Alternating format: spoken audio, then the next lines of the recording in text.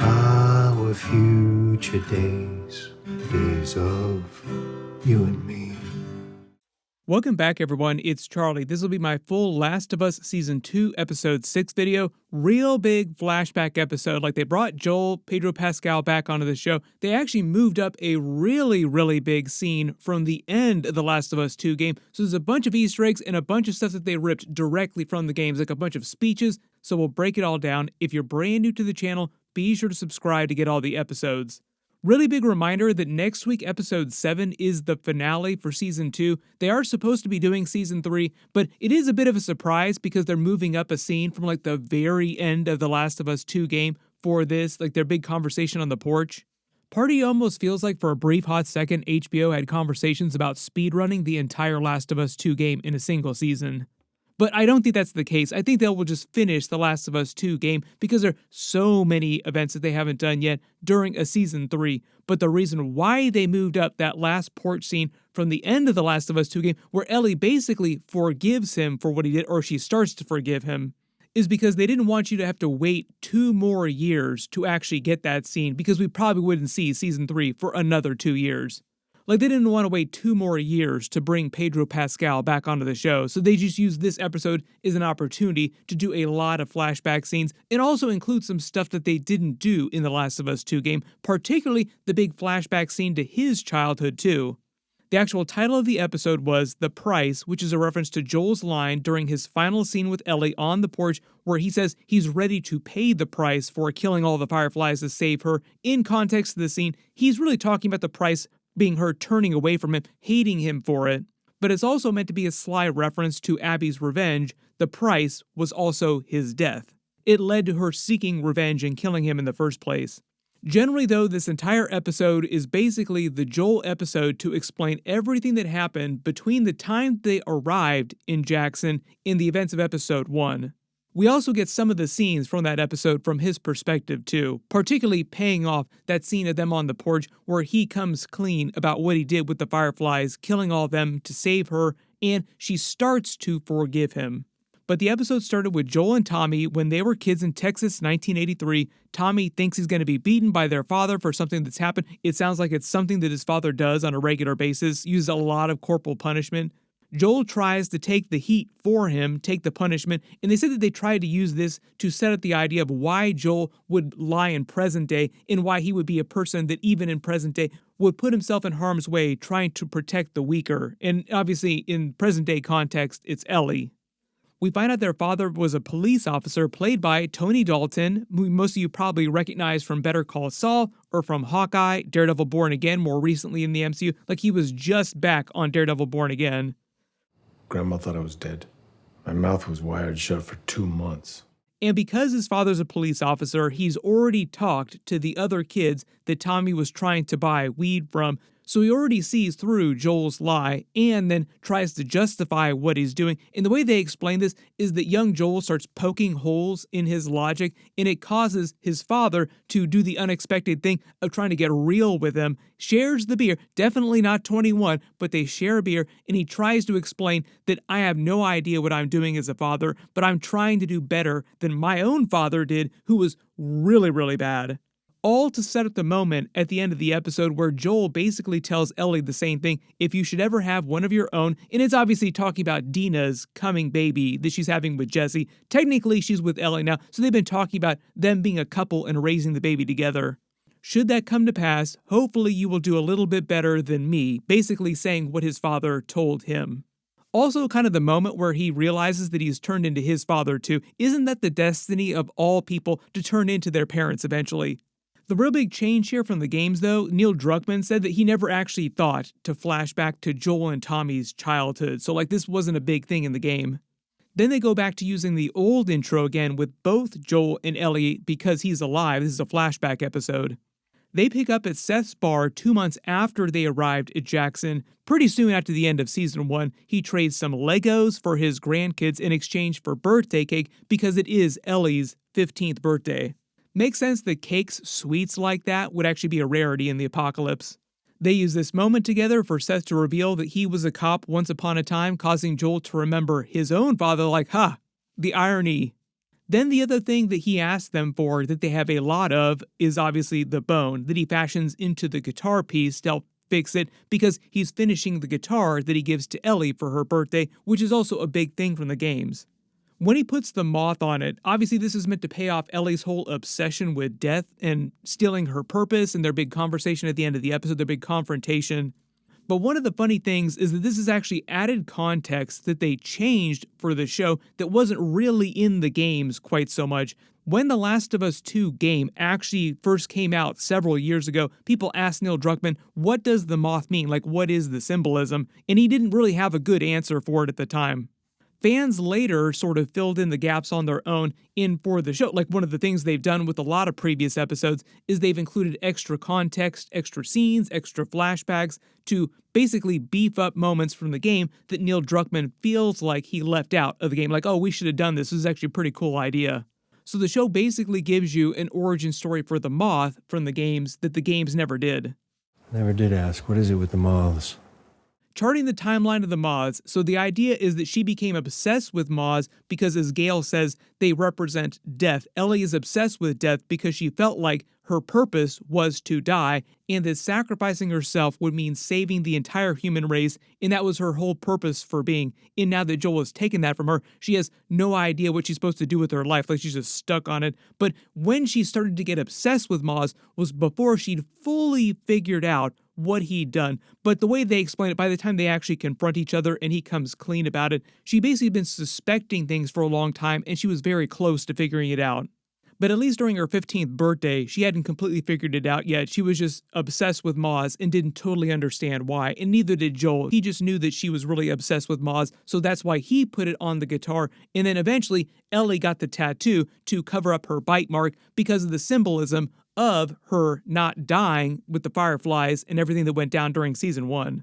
By the time they're confronting each other on the porch, she's basically telling him that you stole my purpose for existing from me, and I don't know what I'm supposed to do with my life going forward. Like, what purpose am I supposed to have? They're basically going to answer that question, it sounds like, during season 3. Like, Ellie will realize what her new purpose for existing is during season 3. They had the funny moment of Tommy bringing her home all hopped up on painkillers after she burned her arm. He radiates his dad energy comforting her. There's a lot of dad energy going on during all these flashbacks.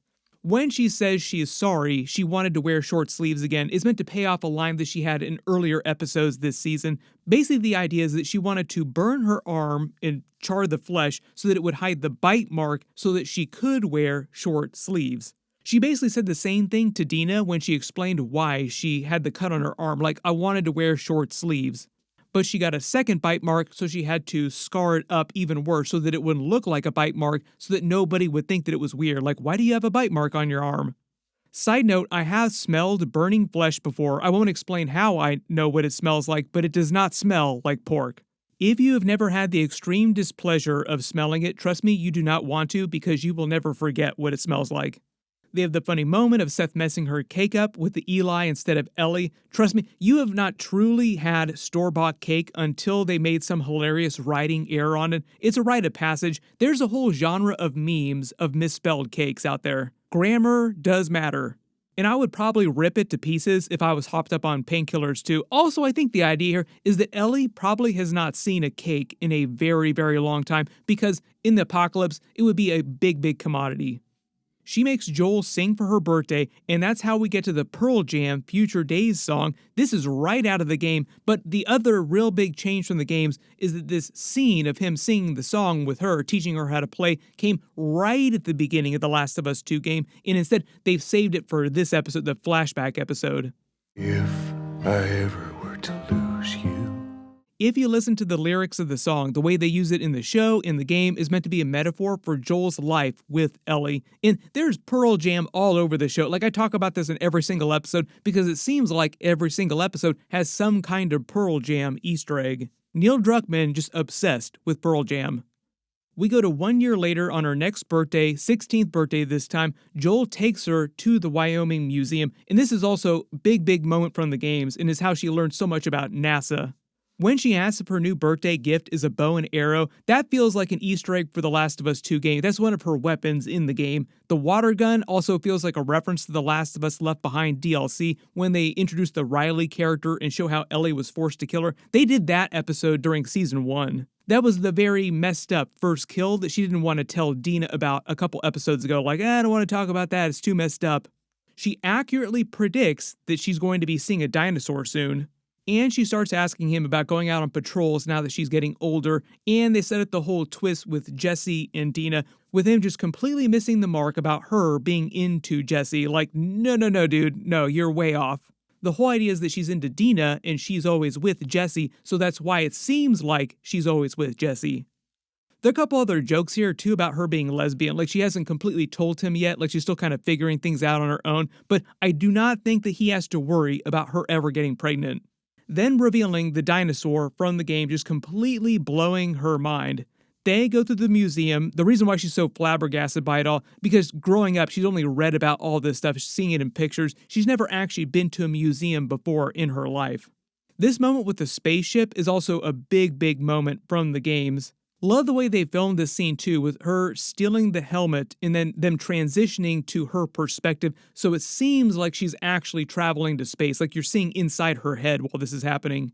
As they leave, she spots all the Fireflies, causing her to remember the Fireflies Joel killed when he rescued her, basically setting up the idea that she's slowly going to be stuck on this, thinking about it more and more, until she eventually figures out that Joel probably lied about everything that happened.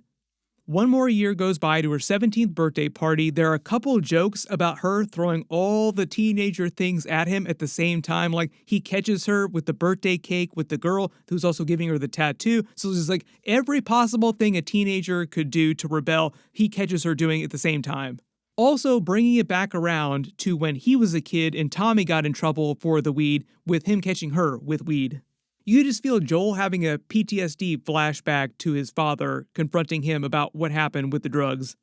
They use this event to show you the origin of her moving to the garage, and the reason why he agrees to let her live there is that he suddenly realizes he's being too overprotective, and she's totally fine doing all this stuff. Like, eventually he slowly calms down, he chills out. But part of the idea is that you kind of see his heart break in his chest because he realizes that Ellie is growing up way faster than he was ready for. Like, he still wanted to think of her as a little girl. And part of the idea is the tattoo, obviously meant to be a reference to her obsessed with this whole idea of her death having meaning, the Fireflies, what happened with them, but also to cover up the scar from the burn mark and the bite mark too. So there's just a lot of different layers of meaning to the tattoo itself. Yeah, like change and growing and such. Next day, he finds Gale reading the Earth Abides book. It's a real-life book, great book. It takes place in a post-apocalyptic wasteland, not unlike their current living situation. It tells the story of a fallen civilization from a deadly disease in the emergence of a new culture with simpler tools. So it's basically what's happening on the show right now. She makes the Peanuts reference, then explains to him what moths actually represent, causing him to be a little more worried than relieved, like, wait a minute, this raises more questions than it answers, because he doesn't really figure out what's going on with the moths until Ellie just flat out tells him at the end of the episode during their conversation.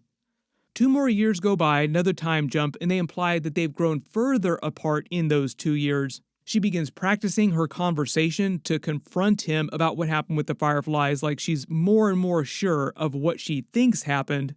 Joel finally surprises her for her birthday by letting her go out on patrols, like the safest possible patrol that he could think to take her on, but of course it goes sideways, and we get another origin story for what happened with Eugene, how he wound up dying. This is another thing that the video games never did, like you learn about Eugene after the fact when they see his picture, but on the show they just turned him into a much bigger character and tied him to the Gale character. The Gale character is also not from the original games. You all probably recognize Eugene is played by Joe Pantoliano. Everybody probably remembers from something. He's been in a billion different movies and TV shows. He's Gale's husband. He had a secret weed lab. It's why Gale hates Joel in present day. Also paying that moment off too, how she learned about what really happened because Ellie basically told her the truth when Joel tried to lie to her. When they find him bitten, he tries to bargain with Joel so he can say goodbye to Gale. They use this to set up another lie that he tells Ellie, and it's sort of like the last thing that breaks the dam that causes her to snap on Joel. He basically lies just to get her to go away so that he can take Eugene off and kill him. Like, there's no way he's taking him back. One of the big surprises here, though, was the reason why Eugene wanted to see Gale. It wasn't that there was something unsaid that he wanted to say to her, it's that he was afraid and he wanted to hear Gale's voice and words of comfort. Joel's line, "If you love someone, you can always see their face," is another reference to his daughter who died during the outbreak, the idea that he still sees her face everywhere he goes. We see the moment where they come back, he lies, and then Ellie snaps, not because of Eugene specifically, but because of everything with the Fireflies compounded by Eugene. He was just the last straw. You can see how confused Joel is, like the wheels are spinning in his head and he hasn't quite figured out why she's so mad about Eugene. He doesn't realize that it's not just about Eugene. When she says "you swore," she's not talking about Eugene, she's talking about the end of season 1. Then another 9 months go by, and it's the events of the beginning of the series with the New Year's Eve party, but this time is from Joel's perspective. They show what happened during the rest of the porch scene when Ellie finally came back to join him. She wound up coming back to the porch where she confronted him, and finally he just flat out tells her the truth, everything that happened. No, there were no raiders that killed the Fireflies. I did that myself. I killed Marlene, everybody else. Could they have made a cure? Here's one of the big details too. When she says, "Could they have created a cure for me?" and he basically tells her yes, I don't know that this is the show absolutely answering that question definitively. In the games, they kind of make it seem like they might have been able to create a cure, or maybe there was no cure for the fungus. Even though she's immune, it might have just been a one-off fluke. In this moment, the idea is that Joel just thinks that they could have created a cure. All this is also meant to pay off her last scene with Nora in the previous episode, right before she kills her, when she says, "I know everything that Joel did." This is the moment where she learned everything that he did. She explains the true obsession, the meaning behind the mods. "You stole my purpose from me. I was supposed to die and save the human race." Now she has no idea what she's supposed to do with her life. She's completely directionless, like many adults. Then they pay off the title of the episode. He said the name of the thing inside the thing. He'll pay the price, which is also meant to pay off his death at Abby's hands. That's part of the price, like the consequences of what he did that caused her to seek revenge. But in this context, he's mostly just talking about her turning away from him, like, "You hating me because of what I did."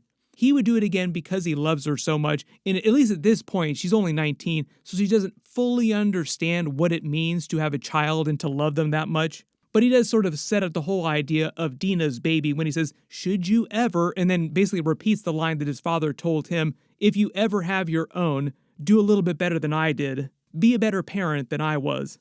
Most of their conversation here and her final line where she says that she doesn't think that she can forgive him for this, but she'd like to try, is right out of the games too. And this is, like I said, big moment from the very end of The Last of Us 2 game. And the reason why I think they did that, moving this up, is just because they knew it'd be 2 more years before the rest of the series came out, and they didn't want people to wait that long for this scene. But then they end the episode with them traveling back to present day, with her coming back to the Pinnacle Theater right after killing Nora to rejoin Tommy, Jesse, and Dina. If there are any other Easter eggs or references from the episode that you spotted that I didn't talk about in the video, just write them below in the comments. The real big reminder here is that episode 7 next week is the season 2 finale. My video for that will post right after they release it. We will see which moment they decide to end the season on. It'll probably still wind up being a pretty big cliffhanger. In related Pedro Pascal news, we'll probably get more Fantastic Four footage soon. Mandalorian and Grogu footage probably coming a little bit later this year though. That trailer actually leaked out at Star Wars Celebration. I've already done a video for it, so I'll link it in the description below, but obviously it has nothing to do with The Last of Us. Just a whole lot of Pedro Pascal showing up all over everyone's timelines for the next couple years. And even though it's not Last of Us, in related HBO news, they just had the upfront, so there was a bunch of details about what's going on with House of the Dragon Season 3 and Game of Thrones Night of the Seven Kingdoms. Most people come to my channel for HBO-related stuff for Game of Thrones specific reasons. They did reveal that they had delayed Game of Thrones Night of the Seven Kingdoms episodes to early, like they said, winter next year, which is basically the first couple months of the year next year. I'm guessing going to be March. I will probably do a completely separate video just for that, for Night of the Seven Kingdoms and House of the Dragon Season 3 at some point in the next week, so just look out for that. Everybody click here for my brand new Superman trailer video, and click here for that new Spider-Man Noir trailer video with Nicolas Cage. Thank you so much for watching, and I'll see you guys in the next one.